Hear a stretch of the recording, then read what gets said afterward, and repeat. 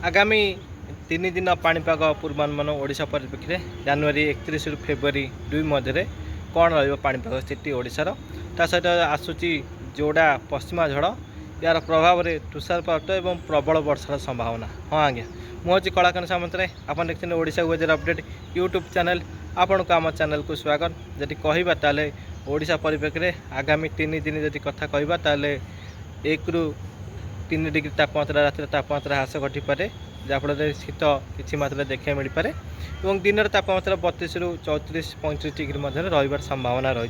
तो आगामी 3 दिन ओडिशार पाणीपाग दिन में खरा राति ठंडा अनुभूत हो सहित दीर्घ सर्वनिम्न तापमात्रा जदि कहबा ताले फुलबाणी कंधमाल पाखे जदि कहबा जी उदयगिरी तो यही स्थान मानक तापमात्रा 5 डिग्री 9 डिग्री मध्य रही संभावना रही से झारसुगुड़ा और सुंदरगढ़ जदि कथा राउरकेला जदि कथा कहबा से अंचल तापमात्रा जदि कहबा 9 रु 12 मध्य तापमात्रा राति तापमात्रा रही संभावना। तो ये सिटी रही आगामी 3 दिन और उपकूल ओडिशा जदि कहबा राति सका जदि कहबा कुहुड़ीर प्रभाव देखा मिल पारे। तो आगामी 4 दिन ये स्थिति पाणीपाग रही दिन में खरा राति शीत अनुभूत हो किंतु पश्चिम एवं उत्तर पश्चिम भारत जदि कहबा लगातार पश्चिमा झड़ जोड़ा पश्चिमा झड़ आसूच आज राति अर्थात 30 तारिख राति यार प्रभाव पहाड़िया अंचल देखा मिले तुषारपात वर्षा देखा मिल लगातार फेब्रुआरी 4 तारिख पर्यंत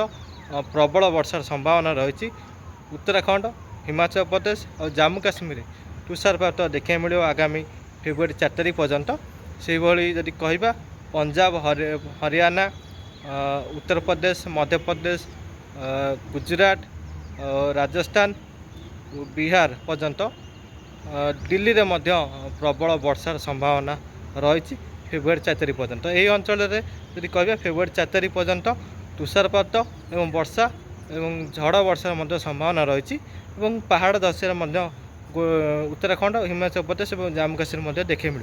तो आगामी पश्चिमा झड़ प्रभाव उत्तर पश्चिम भारत में प्रबल तुषारपात एवं वर्षा देखा मिल ओडिशा जदि कहबा आगामी 3 दिन फेब्रुआरी 2 मध्य दिन में खरा राति ठंडा अनुभूत और कुहुड़ीर संभावना रही। आगामी दिन मानक जब पाणीपाग किसी परिवर्तन घटे निश्चित भाव अपडेट देवी देखो चैनल को सब्सक्राइब करते हैं लाइक शेयर करेंगे। रही नमस्कार।